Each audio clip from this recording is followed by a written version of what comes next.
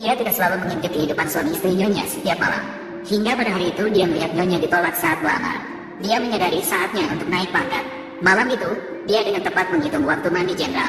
Dengan sengaja membungkuk untuk membersihkan bak mandi, menampilkan tubuh cantik gadis muda. Dan tidak heran, dia menarik perhatian jenderal. "Apa yang kamu lakukan di sini?" Menjawab jenderal. "Nyonya menyuruh saya menyiapkan air mandi untuknya." "Kamu baru datang, bukan? Tidak tahu kalau kamar ini tidak boleh masuk sembarangan. Keluar." Gadis itu dengan patuh menjawab. Namun saat membuka, dengan sengaja tergelincir. Namun saat hendak pergi, dengan sengaja terjatuh. Rambut panjangnya juga tergerai oleh angin. Jenderal terkesan. Jenderal biasa melihat wanita anggun yang dengan sengaja menggodanya. Belum pernah melihat gadis yang begitu polos dan cantik. Seketika terpesona, matanya menatap gadis itu tanpa ingin melepaskannya. Gadis itu sangat menguasai seni menarik dengan menolak. Langsung berbalik malu dan pergi. Karena dia tahu jenderal pasti akan memanggilnya. Tidak mengecewakan. "Berhenti." "Jepitan rambutmu terjatuh." Gadis itu berbalik untuk mengambil jepitan rambut. Namun jarinya sengaja melintasi jari jenderal dengan seolah-olah tanpa sengaja. Kemudian dia menjawab dengan lembut. "Terima kasih, jenderal.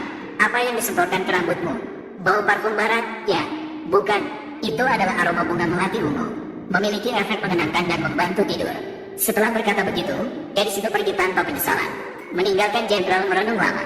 Dan alasan gadis itu datang ke rumah jenderal sebagai pelayan adalah untuk membalas kematian tragis orang tuanya 20 tahun yang lalu.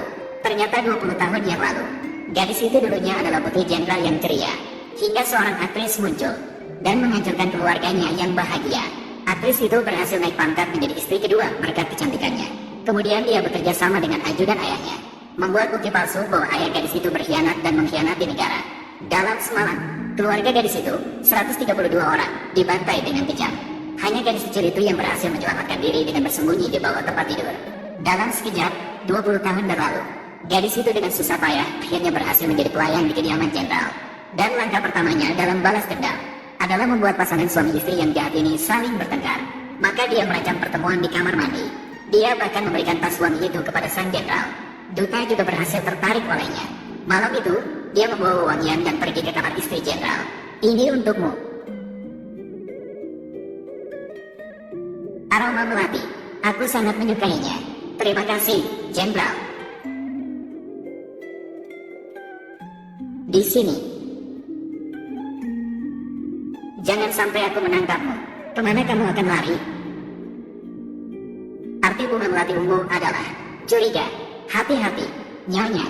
Semoga malam ini tidur nyenyak. Karena ini adalah tidur nyenyak terakhirmu. Selama 15 tahun ini, saya tidak bisa tidur malam ini. Hanya untuk membuatmu merasakannya. Terjatuh dari surga ke neraka. Seperti apa rasanya? Hari ini kamu beruntung. Masih bisa."